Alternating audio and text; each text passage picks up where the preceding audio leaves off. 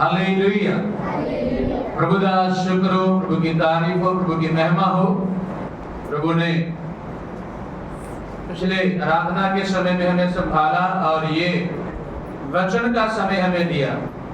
और वचन का समय लेने से पहले, प्रभु के वचन में जाने से पहले मैं आपको बताना चाहता हूँ कि इस हफ्ते के प्रोग्राम कल शाम को बाइबल क्लास जरूर होगी। कल शाम को बाइबल क्लास जरूर होगी और प्रभु ने चाहा तो 3 दिन हम ये मेडिकल कैंप जो लगाने जा रहे हैं। अगले संडे इतवार को सुबह बंदगी होगी 8:30 से लेके और 10:30 से लेके मेडिकल कैंप लगेगा, जिसके इश्तिहार हमने छपवाए हैं और आप जरूर इश्तिहार ले जाएं और बांटे लोगों में। प्रभु के नाम की महिमा हो। और इससे ये जो इश्तिहार है इसमें लिखा हुआ है कि ये मुफ्त मेडिकल है और इसमें दवाइयाँ फ्री दी जाएंगी और ये 10 तारीख को सुबह 10:30 बजे शुरू होगा। कृपा आप सब जो मुझे सुन रहे हैं, देख रहे हैं, आप भी इस मेडिकल कैंप में आइए और इसका पूरा लाभ उठाएं। प्रभु आप लोगों को बरकत दे, आशीष दे। तो अगले इतवार 10 तारीख सुबह 10:30 बजे लेके और मेडिकल में आइए। प्रभु आपको बरकत दे और प्रभु के नाम की महिमा हो। God bless you. आमीन। और इसका जो बाकी का प्रचार है मेडिकल का, वो मंगल बुध वीर शुक्रवार तक करेंगे। प्रभु के नाम की स्तुति हो। सो आइए जल्दी से हम प्रभु के वचन में चलें और प्रार्थना का माहौल बना के रखें। प्रार्थना करने वाले बने, प्रार्थना के द्वारा आगे बढ़े। प्रभु के नाम की स्तुति हो। हमारा प्रभु कल आज और युगानुयुग एक जैसा है, वो बदलने वाला परमेश्वर नहीं है। बोलो हालेलुया। मैं प्रभु का धन्यवाद और शुक्र करता हूँ। परमेश्वर ने हमारे साथ होकर के सारे कामों को किया है। मैं प्रभु के नाम की महिमा और तारीफ करता हूँ। हालेलुया। बोलो हालेलुया। तो प्रभु के वचन में चलें और आज का विषय जो है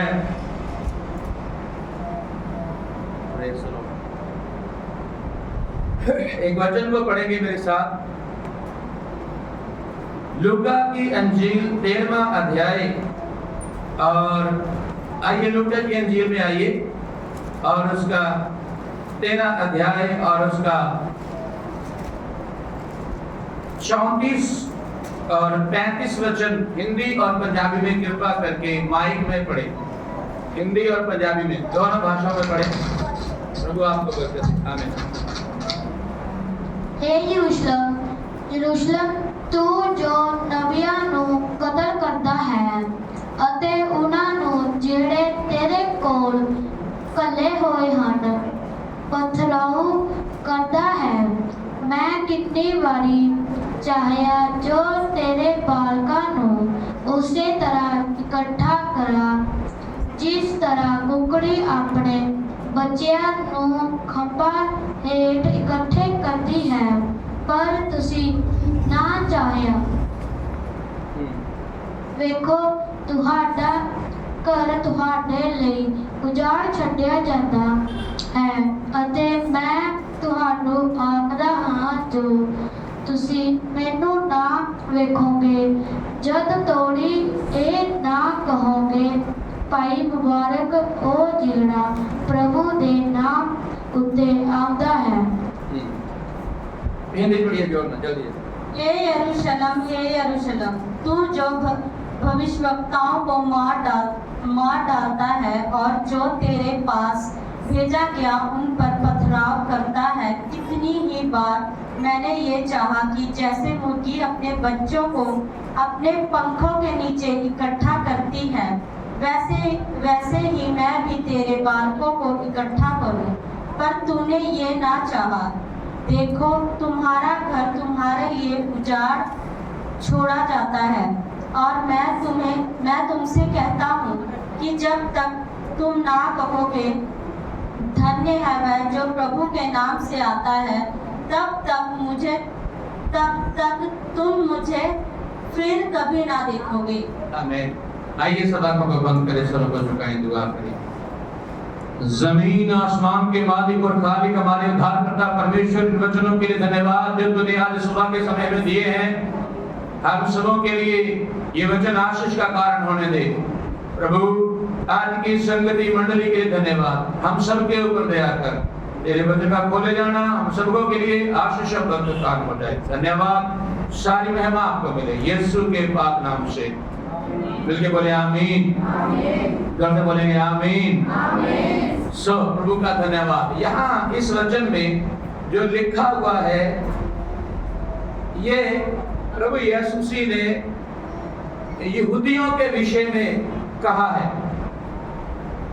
किसके विषय में? यहूदियों के विषय में कहा है। और यहूदी जो बिखरे हुए थे, क्या थे? और वो लोगों को, नबियों को मारते और गड़बड़ी डालने वाले थे। प्रभु यीशु ने कहा कि मैं तुम लोगों को इकट्ठा करना चाहता हूं और ऐसे इकट्ठा करना चाहता हूं जैसे एक मुर्गी अपने पंखों के तले अपने बच्चों को छुपाती है। बोलो हालेलुया। हमारे प्रभु यीशु मसीह ने इस बात का जो उदाहरण दिया है, और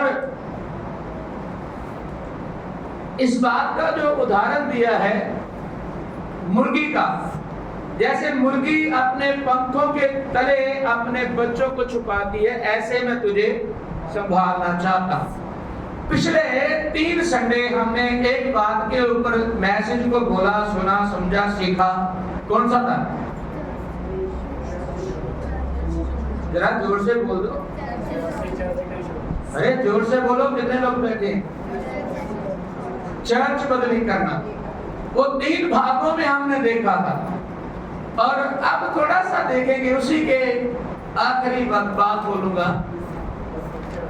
हमारी आशीषें, हमारी बरकतें ऐसा करने से जाती हैं या रुकती हैं? है? हमारी जो आशीषें हैं ऐसा करने से रुकती हैं कि जाती हैं? हालेलुया। और मैं शुरू यहां से करने वाला हूं, मुर्गी के ऊपर से। कहां से? सब लोग बोलो, सब जोर से बोले जरा। किसके ऊपर? मुर्गी। अगर मैं ये बोलूं कि प्रभु ने अपने आप को मुर्गी कहा है और यहूदियों को बच्चे कहा है, तो कोई गलत नहीं है। हालेलुया। और दूसरी बात यहाँ पे ये पढ़ने को मिला है हमें कि जो घर है वो वीरान हो चुका है। क्या हो चुका है? वीरान। तो उस घर को भी आबाद करना है, उस घर को फिर से बसाना है।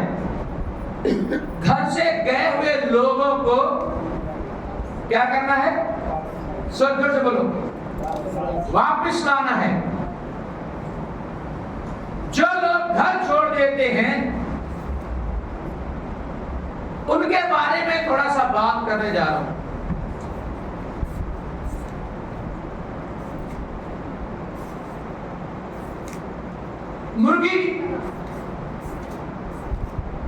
मुर्गी ने अंडे दिए, और जब तक अंडे में से बच्चे चूजे बाहर नहीं आए, चूजे समझे? चूजे, चेंगने, क्या? चेंगना है ना? चेंगना झारखंड में की भाषा में चेंगना बोलते हैं। हालेलुया। जिस दिन अंडे से चेंगना चूजा बाहर आएगा, उस दिन मुर्गी को ज्यादा ध्यान रखना पड़ता है उसका,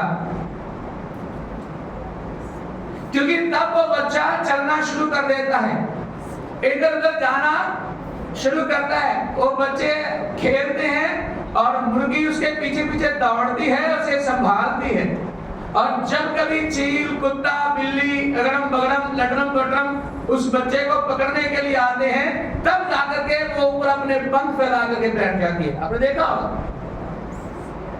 और हर एक मुश्किल का सामना वो करती है, बारिश का, अंधियार का और तूफानों का और सारे ऐसे जानवरों का जो उस बच्चों को मारना या लेना या खाना चाहते हैं। हालेलुया। अगर मुझे सुनने वाले समझ रहे हैं तो ध्यान करना, जिस मुर्गी के तुम बच्चे हो, जब उसके बाहर निकलोगे तो बाहर बहुत सारे कुत्ते तुम्हें खाने के लिए तैयार हैं।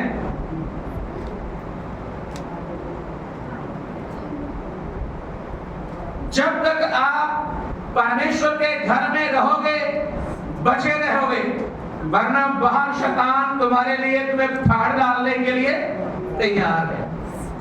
हालेलुया। आदम को देखते हैं पहले। किसको? आदम।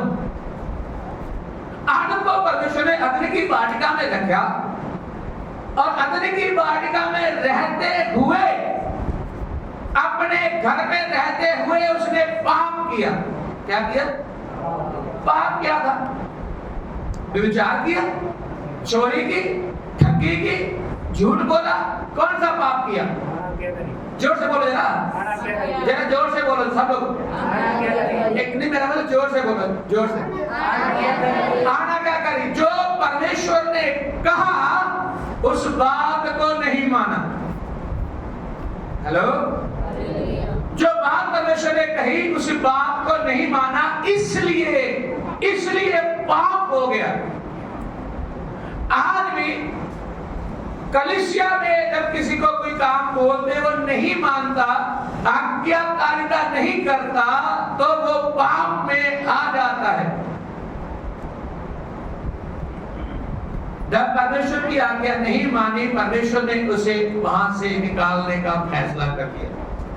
अगर हम वचनों को पढ़ेंगे तो ज्यादा टाइम लगेगा। मैं फिर से बोल रहा हूं, उत्पत्ति 3 अध्याय में हम पढ़ते हैं, परमेश्वर ने आदम को कहा, तूने मेरी बात नहीं मानी, तूने अपनी पत्नी की बात मानी है। आज से ये पृथ्वी को तेरे कारण शराबत हुई और ये तेरे लिए कांटे, और क्या लिखा हिंदी में, क्या बोलते उसको? ऊंट कटारे। क्या बोलते हैं? आज से ये पृथ्वी तेरे लिए कांटे और ऊंट कटारे उपजाऊ करेगी, उत्पन्न करेगी, पैदा करेगी। जो आशीषें थी वो आज्ञा ना मानने के कारण उसने खो दी। मुर्गी जो अदन की वाटिका में बैठी हुई थी, जिसके छत्र में, छाया में वो आदम और उसकी पत्नी रहते थे, वहां से निकाल दिए गए।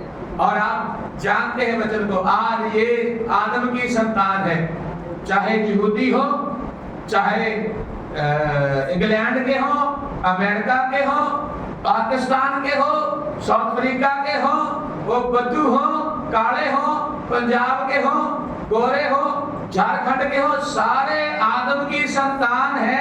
और जब इनको पाप के कारण वहां से निकाला और ये सारे लोग बन गए, आज परमेश्वर ने उनको वापस बुला रहा है कि वो वापस आ जाएं। क्या करें?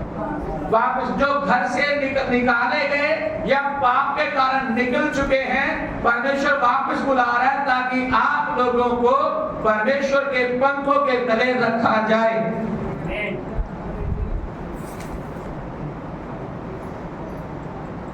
परमेश्वर के पंखों के तले रखा जाए। और दूसरा,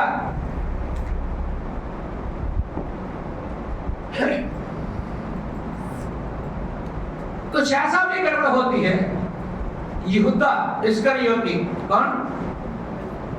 यहूदा इस्करियोती जो यीशु का प्रिय था, 24 घंटे यीशु के साथ रहने वाला, ऐसे ही था है? यहूदा से आज के समय में देखें तो, तुलना करें तो नहीं है।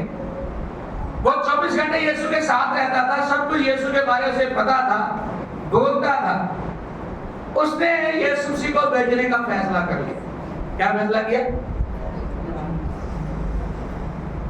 आज बहुत सारे लोग कलीसिया में ऐसे ही करते हैं, कलीसिया में ऐसा ही करते हैं।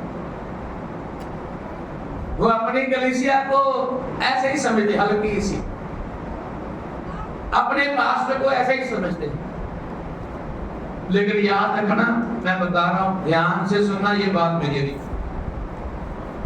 हल्का समझने वाले या ऐसे ही समझने वाले, जिस दिन तूने पश्चाताप किया था, जिस दिन तूने तौबा की थी, बपतिस्मा लिया था, तेरे और तेरे पाप के बीच में वही पास्टर खड़ा था।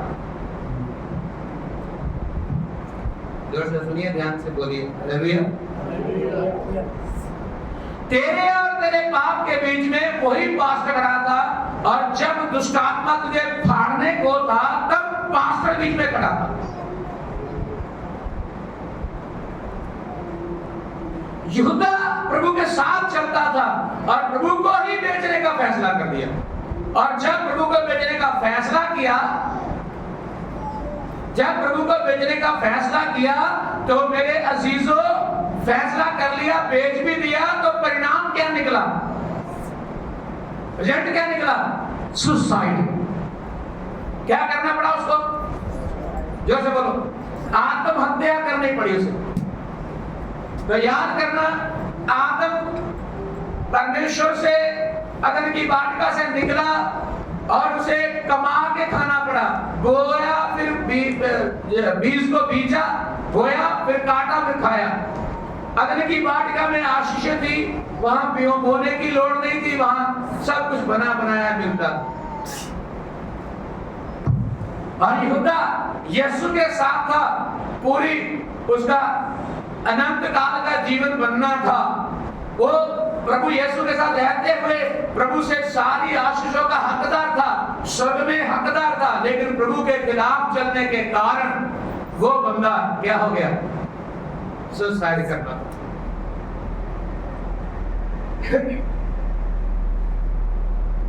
सब लोग कुछ बातों को बर्दाश्त नहीं कर सकते। यहूदा के मन में ये नहीं आया, यार मैं ऐसे करता हूँ, यीशु तो मेरा ही है, क्यों ना मैं एक बार जाके माफी मांग लूं। हेलो, क्या करूं? जोर से बोलो, क्या करूं? है? मैं क्या करूं? क्यों ना माफी मांग लूं? प्रभु मेरा ही है, मैं माफी मांग लेता हूं और प्रभु के साथ जुड़ जाता हूं। मुझे पता है प्रभु यीशु दयालु है, वो माफ करने वाला परमेश्वर है, वो माफी करता है। आमीन। वो माफी करने वाला परमेश्वर है। उसके मन में माफी की भावना जागी नहीं, वो इतना परेशान हो गया, इतना गड़बड़ में फंस गया और उसे अपने आप को मारना पड़ा, सुसाइड करना पड़ा, आत्महत्या करनी पड़ी। आज भी मैं कहना चाहता हूं, कलीसिया में अच्छे से रहिए, वरना कलीसिया से जाकर के बाहर कहीं ऐसी नौबत आपके ऊपर ना आ जाए। आप कलीसिया में बने रहें, प्रभु की बदन में बने रहें, यहीं पे आशीषें हैं, यहीं पे बरकतें हैं। अगर पासवान आपके पाप और आपके बीच में खड़ा हो सकता है, जब शैतान आपको मांगे तब बीच में खड़ा हो सकता है, तो उस समय में जो खड़ा होगा जब स्वर्ग में हम जाएंगे। हालेलुया, आमीन। तीसरा बताना चाहता हूं, बोलना चाहता हूं, उसको पढ़ लेंगे थोड़ा सा। प्रेरितों के काम 5 अध्याय और उसका 9 और 10 वचन पढ़िए, जोर से पढ़िए। तद पतरस ने ओनू कहा, हाँ, क्यों तुसा प्रभु दे आत्मा दे परताउन लई एका किता। ਵੇਖ तेरे परदा दे दबण वालिਆਂ ਦੇ पैर दर उत्ते ਹਨ ਅਤੇ ਉਹ ਤੈਨੂੰ ਬਾਹਰ ਲੈ ਜਾਣਗੇ। ਉਹ ਉਸੇ ਵੇਲੇ ਉਸ ਦੇ ਪੈਰਾਂ ਕੋਲ ਡਿੱਗ ਪਈ ਅਤੇ ਪ੍ਰਾਣ ਛੱਡ ਦਿੱਤੇ। ਤਦ ਉਹਨਾਂ ਜਵਾਨਾਂ ਨੇ ਅੰਦਰ ਜਾ ਕੇ ਉਹਨੂੰ ਮੋਈ ਵੇਖਿਆ ਅਤੇ ਬਾਹਰ ਲੈ ਜਾ ਕੇ ਉਹ ਤੇ ਪਰਦਾ ਦੇ ਕੋਲ ਦਬ ओके, हिंदी में पढ़ना नहीं रहने दो, बच्चों में बताते हैं। तो यहाँ पे लिखा है एक कलीसिया, शुरुआती कलीसिया के लोग अपनी अपनी जमीन बेच करके जो पैसा होता था वो कलीसिया में लाते थे, और ऐसे शब्द लिखे हुए हैं वहां पे, पढ़ेंगे तो ध्यान से, कि वो लोग पैसे ला करके प्रभु के दासों के चरणों में रखते थे। कहां पे? प्रभु के दासों के, यस, कहां पे? चरणों में। और बाकी लोगों को देख करके एक फैमिली ने जमीन बेच दिया, उसका नाम था फैमिली का हनन्याह और सफीरा। उन्होंने भी जमीन बेच दी, और पहले बाबूजी चर्च में गए और पादरी साहब के साथ जाकर के बोले, ये लो पेमेंट, मैंने पैसे जमीन बेच के आया हूं, और ये लो मैं भी सेवा के लिए अपने पैसे दे रहा हूं। और पादरी साहब आगे से पूछ लिए, भाई तुमने इतने पैसे की जमीन बेची? बोलता, जी पादरी साहब। जैसे ही उसने झूठ बोला वो गिर गया और मर गया। क्या? गिर गया और मर गया। और बाकी चेलों ने, लोगों ने उठाया उसे, जाके दफना के खत्म कर दी बात। थोड़ी देर के बाद जो भी पढ़ा वचन वो उसकी घरवाली के बारे में है, वो भी आई। जब दौड़ी दौड़ी आई तो सामने पादरी साहब, हाँ जी। तो उसको पूछा, तुम लोगों ने जो पैसा दिया है वही सही है सब कुछ? उसने बताया, हाँ जी। है? जोर से बोलो, क्या? जोर से बोलो यार। हाँ जी। फिर पतरस ने कहा, तेरे घर वाले ने झूठ बोला, उसको दफनाने वालों के पांव अभी दरवाजे में हैं, अंदर भी नहीं आए। क्यों तुमने पवित्र आत्मा के साथ झूठ बोला? क्यों तुमने परमेश्वर को परखने की कोशिश की? क्या ये जो पैसा था वो आपका नहीं था? आप यही खास करके बोल दो, मुझे चर्च में पैसे नहीं देना, लेकिन आप चोरी क्यों करते हैं? झूठ क्यों बोलते हैं चर्च में? हेलो, क्या करना? अगर पैसे के विषय बात करें तो बहुत सारे पंक्ति हैं पैसे की। बाइबल कहती है सारी लड़ाइयों का जड़ क्या है? बोलो, सारे फसादों की जड़ क्या है? पैसा ही है। जिसके पास ज्यादा है वो भी कुछ नहीं, जिसके पास कम है वो भी। लेकिन जो प्रभु के साथ चलता है उसे ये पता है कि रोज रोटी कमाना और खाना वही ठीक है। जो हजारों में कमाते हैं, 10, 15, 20 हजार, उसके पास भी कर्जा है। जो लाखों कमाते हैं उसके पास भी कर्जा है। जो हजारों कमाते हैं उन लाखों में कर्जाई हैं। जो लाखों करोड़ों कमाते हैं वो अरबों खरबों में कर्जाई हैं। हर जगह में पंगा है पैसे का। तो पैसे के मामले में हन्याह सफीरा के मन में लालच आ गया। क्या हो गया? ऐसे ही हमारे लोग भी हैं कलीसिया। हेलो, कौन से लोग? जोर से बोलो।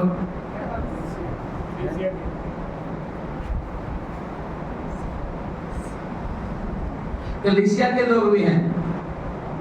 आज जेठ में कौन सा नोट डालना है?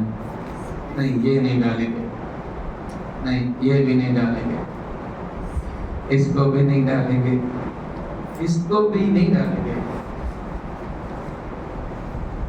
इसको तो बिल्कुल नहीं डालेंगे ना। ये जो मैं कर रहा था ना, ये आशीषों का रोकने का एक बड़ा आसान सा शैतान ने तरीका आपको दिया हुआ। इसका मतलब ये नहीं मुझे पैसे का लालच है। अगर पैसे का लालच होता ना तो अब तक यहाँ बढ़िया प्लस्तर हो जाता, एसी लगा होता, आराम से हम रहते। बस मुझे यही है कि जो कलीसिया से लेना है उसी के द्वारा चर्च चलना चाहिए, उसी के द्वारा घर चलना चाहिए। और बाइबल कहती है, इसमें लिखा है, तू सारा अपना गुजर गुजारा कहां से करना है? जब से बोलो, बोलो, यार बोल दे नहीं, थोड़ा ऊंची से बोल दो। कहां से करना है? और कलीसिया से करना है। अगर मैं बीमार पड़ गया तो कहां से पैसे आएंगे? अगर घर वाली बीमार पड़ गई तो, अगर कोई एक्सीडेंट हो जाए तो, अगर हमारे ऊपर किसी ने केस कर दिया तो, मैं कौन सा मेरी दूसरी खेती है जिसमें काम करने जाता हूं? आप भी मेरी खेती हो। इसी खेती में मैं दिन रात बोता रहता हूं, इसी को काटता रहता हूं, इसी में से बीजना बोना, इसी में सब कुछ है। इसी से लेना, इसी का पैसा सारी जगह में इस्तेमाल करना। इसी पैसे के द्वारा ये बिल्डिंग खड़ी की है। इसी पैसे के द्वारा आने वाले समय में मेडिकल कैंप करने वाले हैं। इसी पैसे के द्वारा हम सारे काम कर रहे हैं। हालेलुया। लेकिन दुष्ट आत्मा कुछ लोगों को ऐसे इस्तेमाल करता है, कैसे? जैसे हनिया सबीरा, पादरी साहब से क्या करो, थोड़ा सा छुपा के रख लो, क्या पता है कल को हम बीमार पड़ जाएं, हमें फिर ना देखें।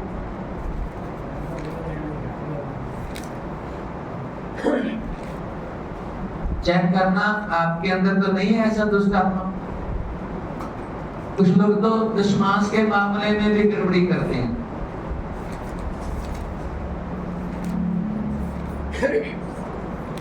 विश्वास मतलब जैसे एक घर में दो लोग काम कर रहे हैं, कोई है ऐसा जिस घर में दो लोग काम कर रहे हैं? दिल्लू कर रहा, दिल्लू भी कर रहा है और सुमन भी कर रही, उसकी मम्मी भी कर रही थी एक दिन, 3 लोग काम करते हैं। तो ऐसे करते हैं, मम्मी बोलती है आप दोनों रहने दो, मैं ही दे देती हूँ दशमांश। इतना दशमांश दे करके क्या होगा? कुछ नहीं होगा, मैं देती हूँ आप कर। तो उन्होंने अपने बच्चों का दशमांश दिया, नहीं अपना दे दिया। तो याद करना, वो दशमांश कहीं ना कहीं जाकर के बोलना शुरू करेगा। बोलना, ठीक है मेरी बात? क्या है दशमांश? क्या करता है? बोलता है, बातें करता है दशमांश। हालेलुया। लेकिन आज का जो युग है वो दशमांश के ऊपर निर्भर नहीं है, उससे अधिक है। आप जो भी मुझे दशमांश या भेंट या दान देते हो, वो जब भी मेरे पास जब होता है तो हर एक पहली तारीख को वो मैं सारे पैसा लेकर के प्रभु को धन्यवाद देता हूँ। क्या करता हूँ? फिर मैं प्रार्थना करता हूँ, मुझे ये तेरे बच्चों ने दिया है और ये दशमांश भी है, भेंट भी है, इसमें दान भी है, और मैं तेरा धन्यवाद करता हूँ जिन्होंने मेहनत की, फैक्ट्रियों में, मजदूरी, नौकरियों में, हर जगह में, ऑटो वाले, सारे के लिए प्रार्थना करता हूँ। और जितने दिल से दे रहे उनके लिए धन्यवाद करता हूँ, जिनका देने के लिए दिल नहीं है, मजबूरी में दे रहे उनके लिए मैं धन्यवाद, मैं ऐसे सारे लोगों के लिए प्रार्थना करता हूँ। और मुझे जिन्होंने पूरा दिया उनके लिए धन्यवाद, जो बीच में से खा गए उनको भी आशीष दे, कोई बात नहीं, वो मेरे ही बच्चे हैं, ऐसे करके मैं दुआ करता रहता हूँ। और फिर उसके बाद मैंने उसका फिर मैं दशमांश निकालता हूँ। क्या करता हूँ? फिर मैं उसका दशमांश निकाल के फिर उस दशमांश के ऊपर दुआ करता हूँ। और फिर मैं दूसरा दशमांश निकाल के, 2 दशमांश निकाल के बोलता हूँ, प्रभु दे ये मेरा दशमांश है और साथ में मेरा बीज भी है, और मैं इसके लिए प्रार्थना करता हूँ जहां जहां ले जाए ये 60-100 गुना फल लेके आए, ये बहुत सारे पैसे को लाने का कारण बन जाए। हालेलुया। और ऐसे करके दुआ करके मैं रखता हूँ। फिर जो दशमांश 2 बार निकालने के बाद जो पैसा बचा रहता है, फिर मैं उसको लेता हूँ हाथ में, उसके लिए फिर दुआ करता हूँ, प्रभु ये पैसा तेरे कामों, तेरी सेवा के लिए खर्च होना चाहिए। Hallelujah, hallelujah. इसके द्वारा रूहें जीती जाएं, इसके द्वारा वचन का प्रचार हो, इसके द्वारा प्रभु लोगों की सहायता की जाए, इसके द्वारा सारे काम किए जाएं। ऐसे करके दुआ करते हैं। और कुछ लोगों के मन में ये चलता है कि मेरा पैसा पता नहीं कहां खर्च करते जा रहे हैं। मैं कहना जुआ खेलता यार, हेलो, मैं कोई दरा सट्टा लाने वाला बंदा नहीं भाई, मैं कौन सा जुआ खेलता हूँ? दरा सट्टा लगाने, ताश खेल दे, या स्मैक पीता हूँ, या दारू पीता हूँ, हैं? हालेलुया। जो पैसा आप लोग दे रहे हैं वो परमेश्वर की खिदमत में लगता है, ये जानकर, ये सोचकर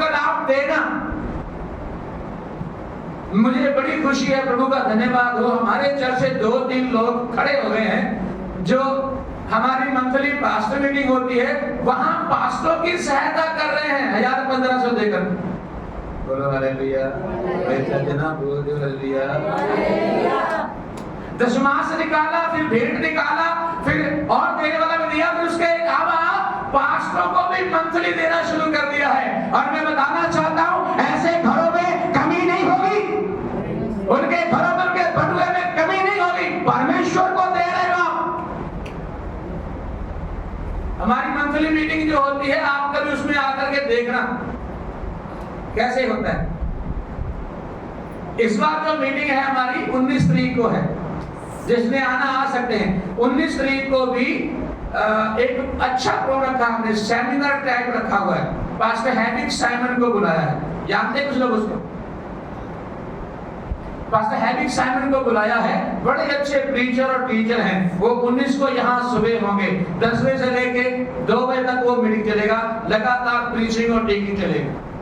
हालेलुया। आप देखना उस मीटिंग में भी आकर देखना कैसे होता है, कैसे करते हैं। कुछ लोग हमारे बीच में से आके उनको पता है हम कैसे करते हैं, आप भी आकर के देखना कैसे होता है, तो फिर आपका मन भी सेवा के लिए भरेगा। हालेलुया। आपका दशमांश में से मैं अगर डायरी निकाल बताऊं ना कितनी जगह में कितने लोगों को देता हूं, उसमें से अकेला नहीं खा के देसी के लेके मैं तगड़ा हो गया, ना ही मुझे इतना खाने का शौक है। हालेलुया। जैसे भी आप खिलाते हैं बस खिलाना थोड़ा सा ऐसे कि मुझे लगे मन से खिला रहा है, ये ना हो बोलो टाइम पास करो, निकालो जल्दी दे दो। वैसे तो आप जैम सी करके कुछ नहीं, खाने के लिए बोलते हमारे घर खाना खा के जाओ, मतलब बोलो हालेलुया। चलो हम थोड़ा आगे निकल गए, वापस आते हैं। हन्ना सफीरा ने पैसे में गड़बड़ी की और मार खाई, और गड़बड़ कहां की? हेलो, जोर से बोले हेलो, जोर से बोले ना। पैसे के मामले गड़बड़ कहां की? अपने ही घर में। कहां की? अपने घर में, अपने चर्च में, अपनी कलीसिया के साथ, अपने पासवान के साथ, और मार खाई। हालेलुया। यहूदा ने पैसे के लिए गड़बड़ की, मार खाई।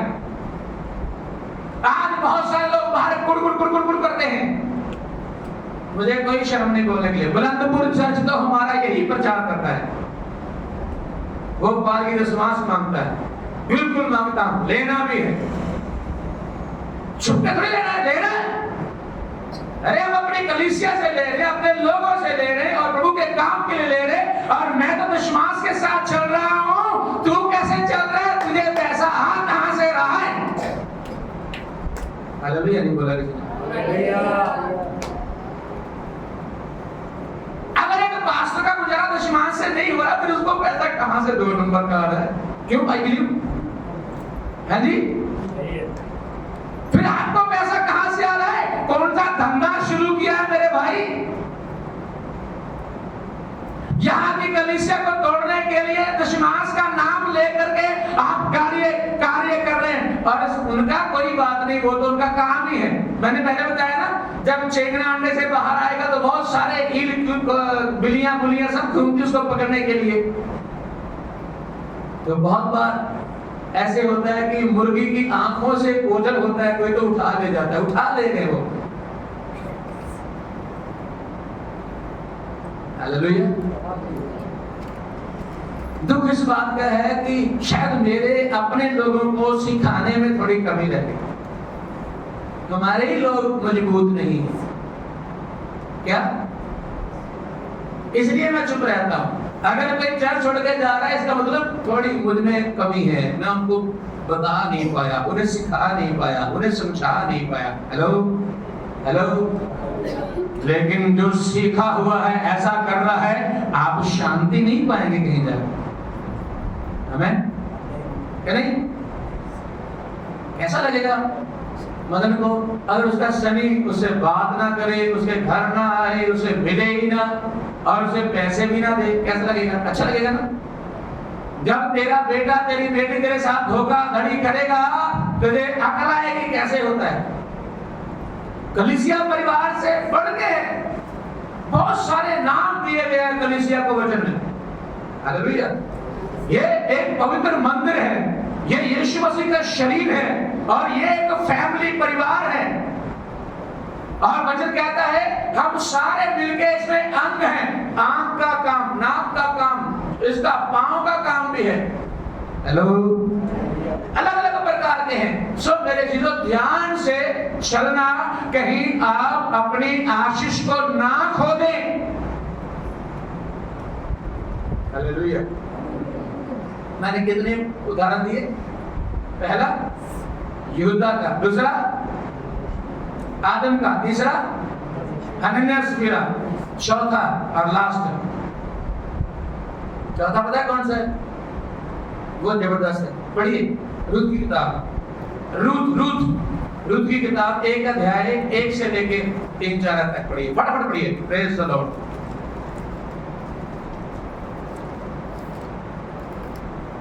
रूत की किताब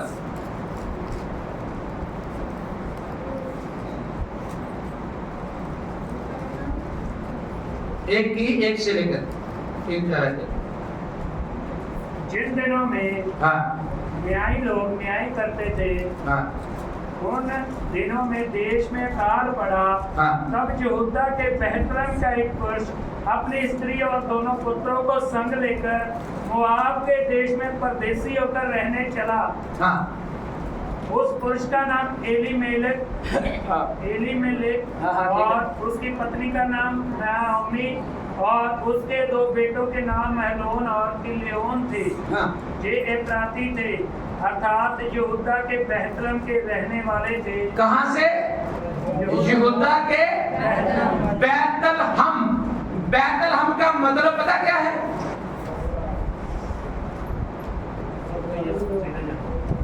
रोटी का घर।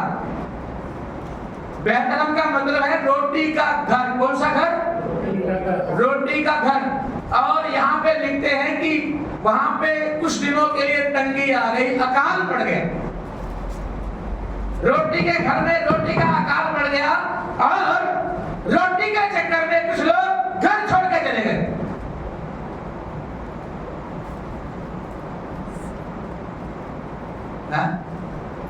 हेलो, मेरी बात समझिए आपके नहीं? रोटी का घर, खुदा का घर, परमेश्वर का घर, परमेश्वर का मंदिर बेतलेहम, जहां यीशु मसीह, वहां को छोड़ दिया। और बाइबल कहती, आगे बढ़ेंगे तो उसमें लिखा है उन्होंने पति पत्नी और 2 बेटों को लेकर के मोआब देश में रहने चले गए। और मोआब देश तो पहले ही सरापा हुआ है, वहां तो पहले ही क्या है? श्राप। और बाइबल कहती है जब वहां पहुंचे तो उसका पति बोलो सुस्तो, जितने को सुस्ती है बोलो हालेलुया। चलो, नहीं सुस्ता बोलो हालेलुया। ओके, ठीक है। तो बाइबल कहती है वो पति पत्नी बच्चे दोनों चले गए, वहां जाते ही पति मर गया। और उसने फिर एक और गलती कर दी। वो क्या थी? उसकी पत्नी नाओमी ने गलती कर दी। क्या थी? अपने 2 बेटों की शादी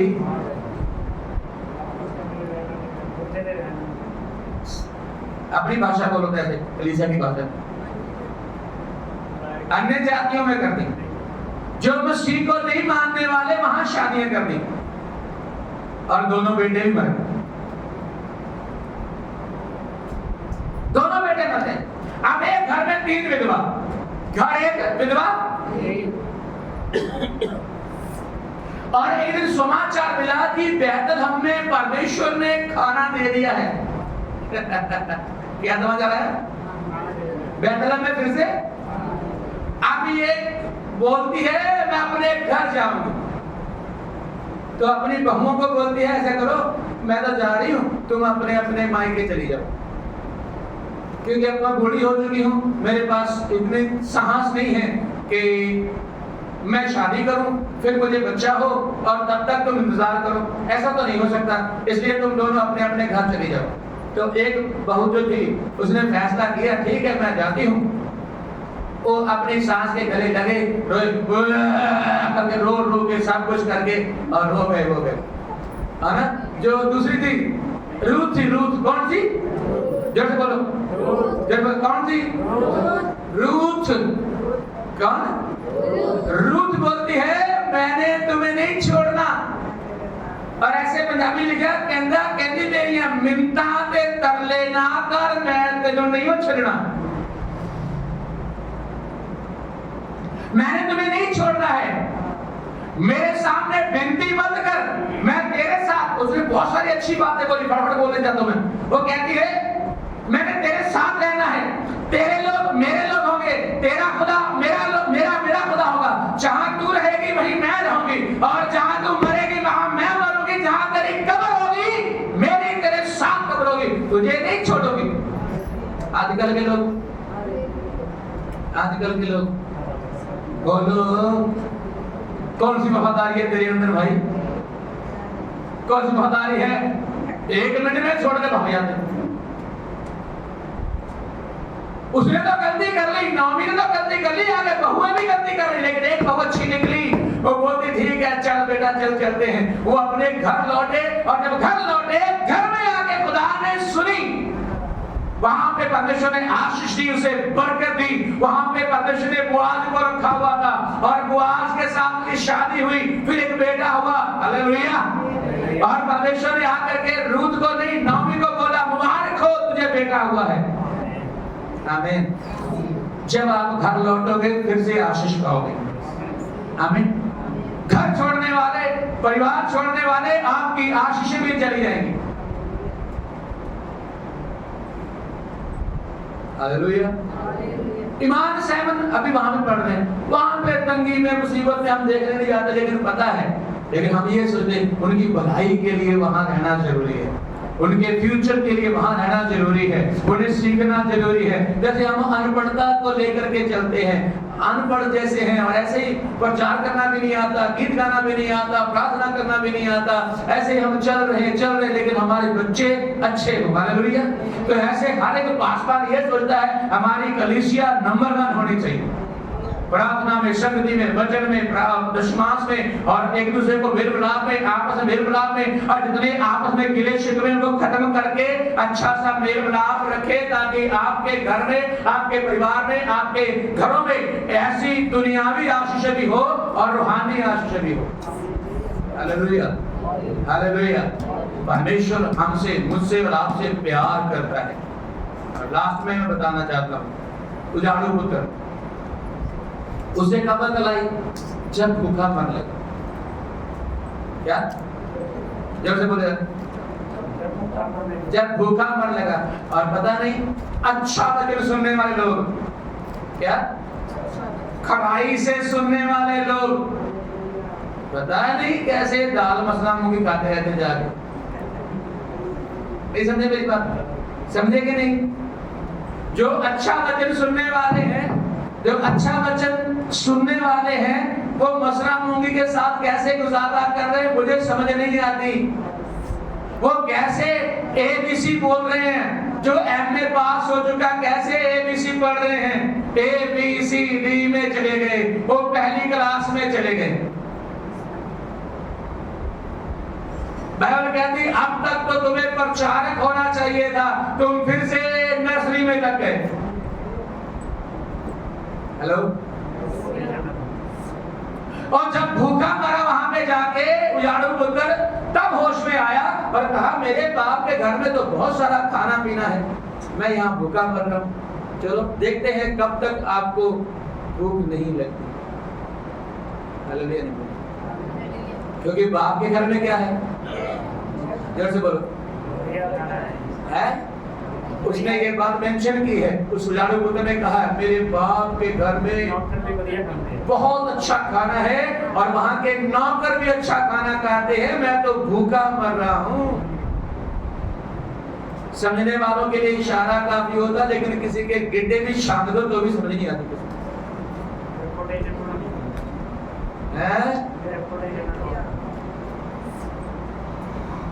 2 दिन की वाह के लिए कुछ लोग सब कुछ अपना छोड़ के भाग जाते हैं, लेकिन याद रखना वापस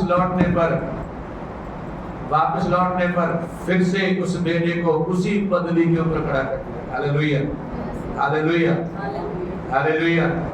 आज मैं यही कहना चाहता हूँ, रूत घर में लौटी, आशीष पाई। उजाड़ू पुत्र घर में आया, वापस आशीष का अधिकारी हो गया।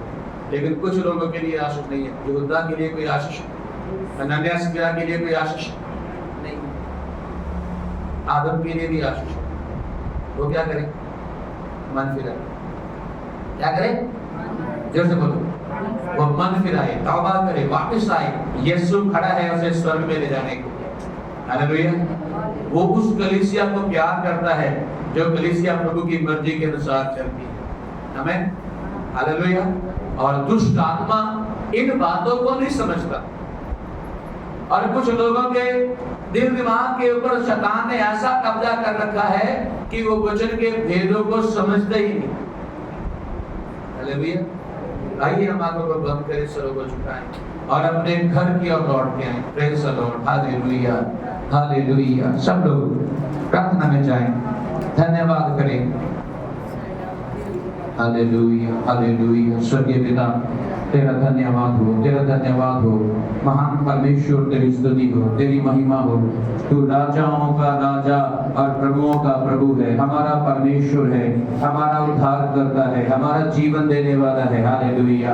सब लोग प्रार्थना करें। अगर हो सकता खड़े हो जाइए थोड़ी देर के लिए। Praise the Lord, praise the Lord. सब लोग खड़े हो जाएंगे और आइए प्रार्थना में जाएं सब लोग। Praise the Lord. पवित्र आत्मा, तेरा धन्यवाद, तेरा शुक्र हो, तेरी तारीफ हो। सारी बातों के ऊपर दया कर आशीष है। Hallelujah, hallelujah, hallelujah. तारीफ हो। तूने संभाला है, तूने बचाया है, तेरे फजल से यीशु उजाला उजाला है, तूने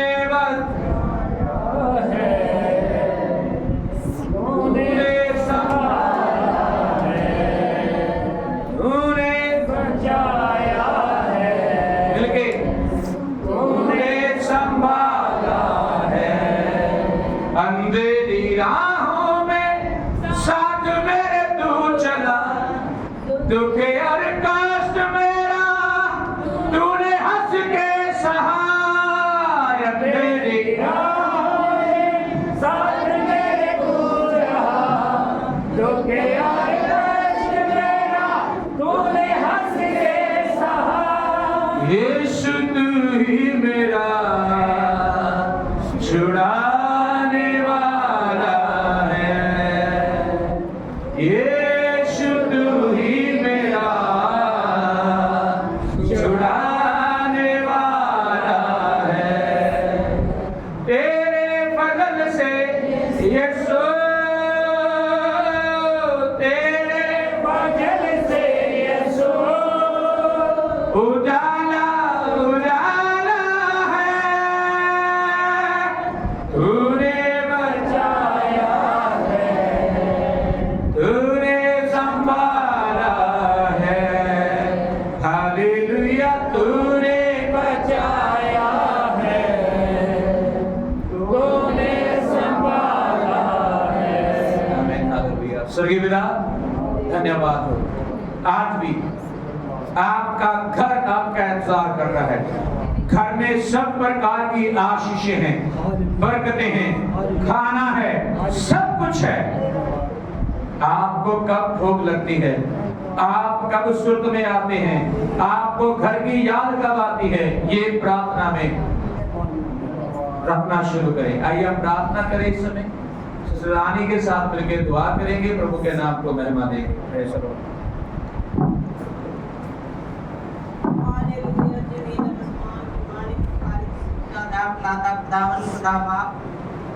से देव आपको प्रार्थना करती है मेरे प्यारे पिता परमेश्वर। प्रभु जी, जितने भी संगठन इकट्ठे हुए हैं खुदावन खुदा बाप, किसी तरह की भी परेशानियां मुसीबत में है प्रभु, यीशु के लहू में छिपाती है मेरे प्यारे पिता। हालेलुया, धन्यवाद पवित्र आत्मा जी, आपको धन्यवाद देते हैं, आपकी स्तुति करते हैं मेरे प्यारे पिता परमेश्वर। और प्रभु सचमुच में खुदावन खुदा बाप साहेब बहुत हम भटक गए हैं मेरे प्यारे पिता, तो उनसे तो बातचीत कर मेरे प्यारे पिता परमेश्वर, और उनके मनों और दिलों को तू चेंज कर मेरे प्यारे पिता। तू महान है, तू कृपालु है, तू दया की सागर है मेरे प्यारे पिता परमेश्वर। प्रभु जी हर एक काम आपके संभव है प्रभु जी, और प्रभु जी हर एक काम में तू संभव करता है मेरे प्यारे पिता प्रभु, और सच और मार्ग और जीवन को तू दर्शाने वाला खुदावन खुदा बाप है प्रभु जी।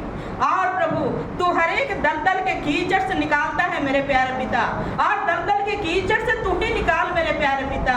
ओ महान सामर्थ्य जिंदा खुदा पिता परमेश्वर, और प्रभु जी तेरे आकाश अपना छत है प्रभु जी, और तेरे धरती तेरे चौकी है मेरे प्यारे पिता। और प्रभु जी इस जगत को तू ऐसा प्रेम किया है, और प्रभु जी हर एक से तू प्रेम और दया और अनुग्रह करने वाला पिता है प्रभु जी। इसी तरह पिता परमेश्वर तू हर एक धन से तू प्रेम कर, और एक एक धन की मनो और दिलों को तू जांच, और उनसे तू बातचीत कर मेरे प्यारे पिता, ताकि तू सच और मार्ग और जीवन की रास्ता को समझ सके और चले मेरे प्यारे पिता। ओ महान सर्वशक्तिमान जलाली पाक रूपी खुदावन खुदा बाप, आपके धन्यवाद देते हैं, आपकी स्तुति करते हैं प्यारे पिता। ओ पवित्र आत्मा जी आपके धन्यवाद हो खुदावन खुदा बाप। प्रभु जी सचमुच में तू महान है, तू कृपालु है प्रभु, तू एक बातों से एक कामों से आप जानते हैं मेरे प्यारे पिता। प्रभु आज जितने भी हमारे कलीसिया ऐसे छोटे से बड़े तक सारे इकट्ठे हुए हैं मेरे प्यारे पिता, आप जानते हैं हर एक बातों से किसी तरह के भी परेशानियां, किसी तरह की भी मुसीबत में है प्रभु, यीशु का लहू से चंगाई पाए के जाए मेरे प्यारे पिता परमेश्वर। और प्रभु जी हमारे रात के दास को सिर से पैर तक छू के दोनी मस्सा उनको दे मेरे प्यारे पिता, और जो भी हमारे से बोले वो हमारे तरफ हो मेरे खुदावन खुदा, और इसी तरह चलने लायक बन जाए मेरे प्यारे पिता। ओ सर्वशक्तिमान जलाली पाक रूपी खुदावन खुदा बाप, और प्रभु हमारी प्रार्थना को तो सुन, और तेरे उद्धारकर्ता यीशु मसीह की बेटे के नाम से मांगते हैं, आमीन। हाथ को उठाएं सब लोग। पिता तेरी आराधना हो, जीवन तुझको सौंपता हूँ, हाथ को उठाते ऊपर की ओर, यीशु तेरी आराधना, सब लोग ऊपर उठा करके, जीवन तुझको प्रेम मैं तुझसे करता हूँ,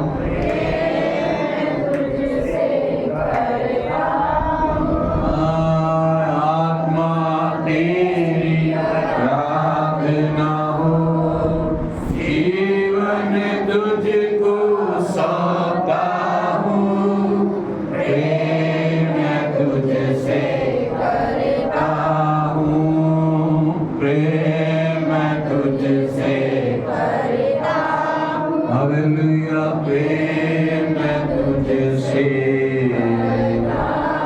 करता हूँ। आप हमारे खुदावंद का प्रेम, खुदावंद यीशु मसीह का फजल और खुदावंद पाक रूह की रफ़ाक़त और शराकत हम सबों के साथ, यहाँ छोटे झुंड के साथ, तमाम परमेश्वर के बेटियां बेटी सिद्धपुर संतों कलीसियों जो प्रभु की आराधना उपासना कर रहे, सबके साथ मिलके यीशु की आज्ञा बता रहे, मिलके बोलेंगे हालेलुया, हालेलुया, हालेलुया। सबको बरकत दे, आशीष दे, सबको जय मसीह की। God bless you. आमीन।